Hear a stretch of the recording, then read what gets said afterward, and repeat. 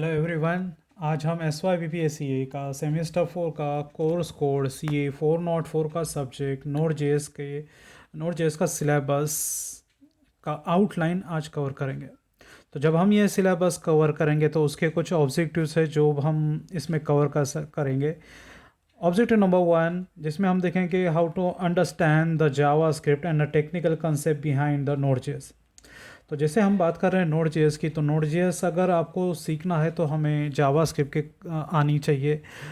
Apart from Java script उसके अलावा हम कुछ नोड जेएस के कुछ टेक्निकल कंसेप्ट हम सीखने वाले, जिसमें हम देखेंगे how to create a web server, then we discuss what is mean by module and the types of module, then event. Also we talking about how to database connectivity perform in a MySQL by using a Node.js. तो ये कुछ technical concept है जो हम Node.js में cover करेंगे। Objective number 2 structure a node application in modules. तो ये इस ऑब्जेक्टिव हम अचीव कर पाएंगे बाय प्रैक्टिकली, मतलब थ्रू प्रैक्टिकली जो हम प्रोग्राम्स करेंगे जिसके लिए हम विजुअल कोड यूज़ करने वाले। तो उस विजुअल कोड में हम देखेंगे कि फ़ाइल को किस तरह से ऑर्गेनाइज किया जाता है। Then objective number 3 understand and the use of event emitter. Basically ये जो ऑब्जेक्टिव है ये रिलेट करता है इवेंट हैंडलिंग के, but in a Node JS event emitter एक क्लास रहता है, एक कोर मॉड्यूल रहता है जो that allow the object to emit and the listen for the event. मतलब ये हम ऑब्जेक्ट डिसाइड करते हैं, बेस्ड ऑन दैट ऑब्जेक्ट हमारा इवेंट कौन हैंडल करेगा, ये हम क्या करेंगे थ्रू इवेंट हैंडलिंग परफॉर्म करेंगे। So event emitter it's look like it's serve a powerful mechanism for handling asynchronous operation and building a scalable application. Then उसके बाद हम डिस्कस करेंगे objective number 4 understand the buffer stream and pipes. तो in node JS buffer stream and pipes ये बहुत ही important concept है और crucial, we can say very crucial role play by these concept to handling data efficiently. Specially कुछ ऐसे scenario है जहाँ पे हमारा डेटा लार्ज अमाउंट में क्या होता है प्रोसेस होता है या ट्रांसफ़र होता है। जस्ट लाइक कि सपोज़ आप सर्वर साइड से कोई फ़ाइल को डाउनलोड कर रहे हैं या कोई डेटाबेस आप एक्सेस कर रहे हो, तो उस केस में हम जो डेटा एक्सेस कर रहे हैं वो लार्ज स्केल पे होता है। तो उस केस में बफर स्ट्रीम और पाइप ये कंसेप्ट कैसे काम करते हैं वो हम क्या करेंगे इसमें देखेंगे। Then objective number 5 build a web server in a node and understand how it's really work। तो जैसे ही कहा था कि हमने Node.js एक एक्चुअली हम सर्वर साइड के ऊपर प्रोग्रामिंग करने वाले हैं। तो जब हम सर्वर साइड के ऊपर प्रोग्रामिंग करेंगे तो हमें वेब सर्वर क्या होता है वो मालूम होना चाहिए कि ये काम कैसे करता है। तो इस सिलेबस में हम देखेंगे कि किस तरह से हम वेब सर्वर को क्रिएट करते हैं Node.js एप्लीकेशन में, और ये काम कैसे करता है वो भी हम यहाँ पे डिस्कस करेंगे। फिर उसके बाद objective number 6 connect to the SQL और मंगोडीबी डेटाबेस इन अ Node.js। मतलब इस ऑब्जेक्टिव हम ये डिस्कस करेंगे कि डेटाबेस कनेक्टिविटी कैसे की जाती है Node.js में। मतलब जैसे मैंने कहा था कि हम सर्वर साइड पे काम कर रहे हैं, तो सर्वर साइड पे हम काम करते हैं तब हमारा डेटा जो है वो लार्ज स्केल पे सर्वर साइड से डेटाबेस में स्टोर होता है। तो उसके लिए हमें कनेक्टिविटी करना पड़ता है। मतलब हमारी Node.js एप्लीकेशन है उसको हम कनेक्ट करते हैं किसके, MySQL या कुछ कोई भी अदर डेटाबेस के साथ। तो वो हम देखेंगे कि डेटाबेस कनेक्टिविटी कैसे किया जाता है Node.js एप्लीकेशन के साथ।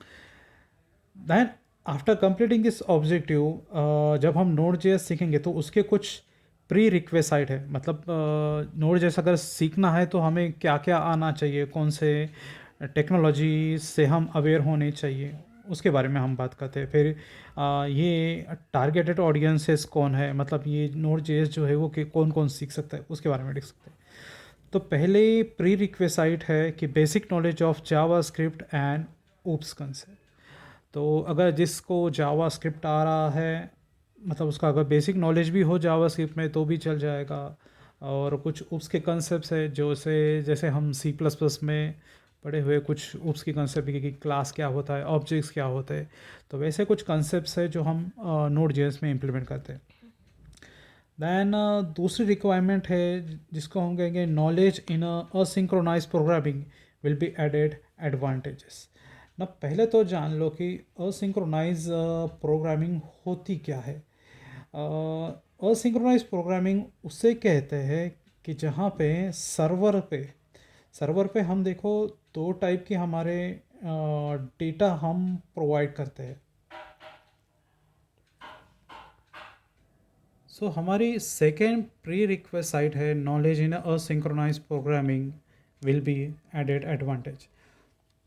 तो पहले हम जान लेते हैं what is mean by asynchronous programming. So asynchronous programming the short form of asynchronous program is a programming concept. ये एक प्रोग्रामिंग कंसेप्ट है जो डील करती है इन अ किस केस में, जब हम क्या करते हैं कोई नॉन ब्लॉकिंग ऑपरेशन एग्जीक्यूट करते हैं सर्वर साइड के ऊपर, तब हम क्या करते हैं इस कंसेप्ट को यूज़ करते हैं। सो जिसको असिंक्रोनाइज प्रोग्रामिंग के बारे में नॉलेज है तो उसके लिए बेनिफिशियल प्रोवाइड करेगा कि वो नोड जेएस एप्लीकेशन को ईजिली क्रिएट कर पाएंगे।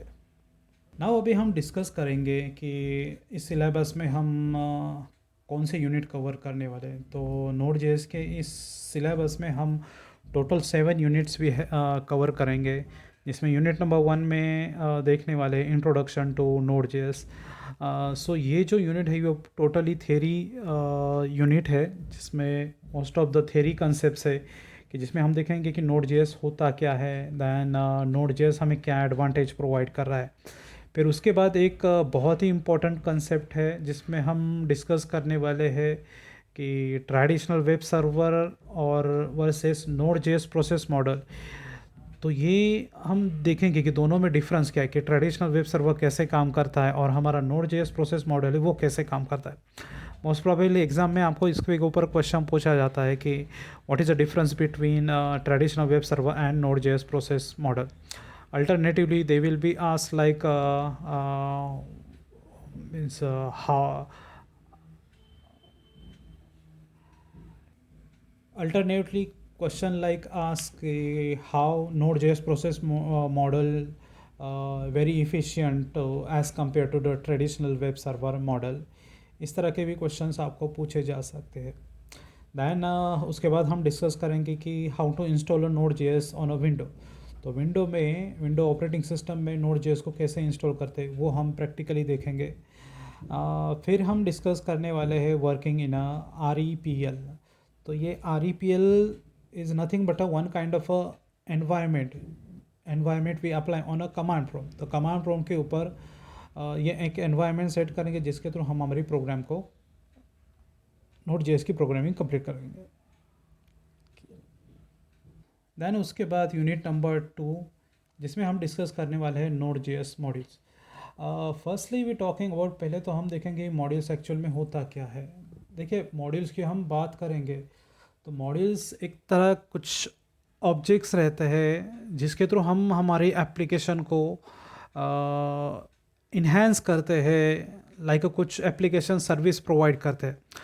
तो जब हम ये सर्विस और कुछ फीचर्स ऐड करते हैं तो उसके लिए हमें कुछ पैकेजेस लगते हैं, कुछ फंक्शंस लगते हैं, कुछ क्लासेस लगती है, जिसके थ्रू हम क्या करते हैं हमारे एप्लीकेशन को क्रिएट करते हैं। तो ऐसे जो पैकेजेस है, क्लासेस है, या कोई फंक्शन है, या कोई वेरिएबल है, या कोई ऑब्जेक्ट्स है, तो नोड.js की कंसेप्ट में हम उसको बोलते हैं मॉड्यूल्स। तो ऐसे ही हम क्या करने वाले, ऐसे ही कुछ मॉड्यूल को हम डिस्कस करने वाले, जिसमें पहले हम डिस्कस करने वाले हैं function. So here in a case of Node JS we use a function as a module, वो डिस्कस करेंगे। फिर बाद में हम बात करने वाले बफर। तो बफर भी एक तरह का मॉड्यूल है जिसको कैसे इम्प्लीमेंट किया जाता है वो देखेंगे। फिर डिटेलली हम देखने वाले कि मॉड्यूल क्या होता है, देन उसके मॉड्यूल्स के क्या टाइप्स है, जिसमें हम 3 टाइप्स के मॉड्यूल डिस्कस करने वाले, core module, local module, and lastly we discuss module dot export. So unit number 2 जो है वो basically theoretical concept as well as programming concepts के लिए भी आपको एग्ज़ाम में पूछा जा सकता है। देन अभी बात करते हैं unit number 3 node package manager, जिसमें हम देखेंगे कि npm होता क्या है, फिर npm को हम इंस्टॉल कैसे करते हैं। तो इसका जो इंस्टॉलेशन है वो दो तरीके से करते हैं, एक लोकली और एक ग्लोबली। इसके अलावा हम एक फ़ाइल की बात करने वाले हैं जिसको हम कहते हैं पैकेज डॉट जेसन। तो पैकेज डॉट जेसन ये हम बेसिकली यूज़ करते हैं डिपेंडेंसी ऐड करने के लिए, एक्सटर्नल डिपेंडेंसी और इंटरनल डिपेंडेंसीज ऑल्सो। फिर बाद में हम डिस्कस करने वाले हैं कि how to update a packages. तो बाय यूजिंग npm हम पैकेजेस को कैसे अपडेट कर सकते हैं, वो हम क्या करने वाले हैं इस यूनिट में डिस्कस करेंगे। फिर बात करते हैं यूनिट नंबर 4, वेब सर्वर। तो जैसे मैंने आपको ऑब्जेक्टिव में कहा था कि हम नोड जेएस जो है वो बेसिकली सर्वर साइड पे यूज़ करने वाले हैं। तो सर्वर साइड में हमें काम करने के लिए हमें चाहिए वेब सर्वर। तो नोड जेएस में हम देखेंगे कि how to create a web server, web server को कैसे क्रिएट किया जाता है। दैन उसके बाद हम डिस्कस करने वाले हैं हैंडलिंग HTTP रिक्वेस्ट। जैसे मैंने कहा था कि नोड.js हम सर्वर साइड के ऊपर यूज़ करते हैं, तो सर्वर साइड पे जो भी हमारा काम होता है वो रिक्वेस्ट रिस्पॉन्स के फॉर्म में होता है। तो यहाँ पे हम देखने वाले कि हमारे रिक्वेस्ट को किस तरह से हैंडल किया जाता है, दैन रिक्वेस्ट को हम कैसे सेंड करते हैं, वो भी हम क्या करने वाले इस यूनिट में डिस्कस करेंगे। फिर हम देखेंगे यूनिट नंबर 5 जिसमें हम डिस्कस करने वाले हैं फाइल सिस्टम। तो ये जैसे हम सी में फाइल हैंडलिंग के कंसेप्ट देखे, उसी तरह से हम क्या करने वाले नोड जेएस में फाइल सिस्टम को देखेंगे कि फ़ाइल हैंडलिंग कैसे होता है। क्योंकि नोड जेएस जो है वो most probably working on asynchronous manner, मतलब asynchronous means non blocking approach को इम्प्लीमेंट करता है। तो हम यहाँ पे देखेंगे कि नोड जेएस में देखेंगे कि हमारी जो फाइल है वो असिंक्रोनस में कैसे हम इम्प्लीमेंट कर सकते हैं। जैसे देखेंगे कि फ़ाइल को रीड कैसे करना, राइट कैसे करना, कि writing a file asynchronous manner, फिर फाइल को ओपन कैसे करते, डिलीट कैसे करते, दैन कुछ आईओ ऑपरेशंस लाइक कि मुझे जो फाइल है ऑलरेडी एग्जिस्ट है उसके साथ साथ मुझे दूसरी फाइल जो है वो क्या करनी है, उसके जो कंटेंट है वो फर्स्ट फाइल में अटैच करना है। तो यहाँ पे हम क्या कर रहे हैं, अपेंड ऑपरेशन कर रहे हैं। तो इसके अलावा हम कुछ दूसरे ऑपरेशन के बारे में भी हम डिस्कस करेंगे। फिर हम डिस्कस करने वाले यूनिट नंबर 6 जिसमें हम कवर करेंगे इवेंट हैंडलिंग इन नोड.js। तो इवेंट हैंडलिंग क्या होता है, फर्स्टली भी डिस्कस करेंगे कि नोड.js में इवेंट हैंडलिंग वर्किंग कैसे होता है वो देखेंगे। फिर हम देखने वाले कि इवेंट इमीटर क्लास हम क्यों इम्प्लीमेंट कर रहे हैं, क्या ज़रूरत है उसकी। फिर डिस्कस करने वाले returning the event emitter and lastly हम देखेंगे inheriting the events. Now the unit number 7, which is very important, very important in a practical exam point of view or in a theory exam point of view। Practical exam में आपको इसके ऊपर database connectivity के ऊपर questions आएंगे, जिसमें आपको database के रिलेटेड ऑपरेशंस करने, like how to insert data, update data, then delete data, then table कैसे बनाते हैं। तो ये हम प्रैक्टिकल एग्ज़ाम में हम ये कवर करके, but in a theory point of view, तो थेरी पॉइंट ऑफ व्यू में ये चैप्टर इम्पॉर्टेंट है। क्यों? क्योंकि इसके ऊपर एटलीस्ट 3 या 4 प्रोग्राम्स तो एग्ज़ाम में पूछते हैं। मोस्ट प्रोबेबली 3 तो क्वेश्चन पूछेंगे ही आपको इसमें कि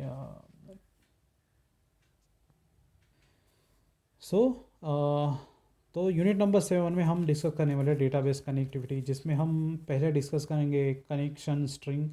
तो डेटाबेस कनेक्शन के लिए हम एक कनेक्शन ऑब्जेक्ट क्रिएट करते हैं। तो कनेक्शन ऑब्जेक्ट के रिलेटेड जो भी पैरामीटर है पहले हम उसको डिस्कस करेंगे। देन नेक्स्ट हम देखेंगे कि how to configuring database connectivity parameters.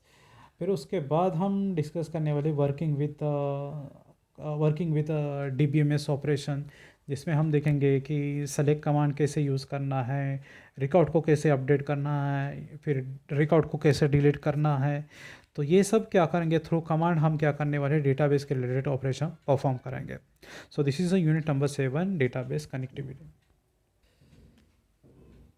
तो ये सब यूनिट हम आने वाले सीरीज़ में कवर करेंगे, जिसमें हम हर एक यूनिट के बारे में, हर एक टॉपिक के बारे में डिस्कस करेंगे। Thank you.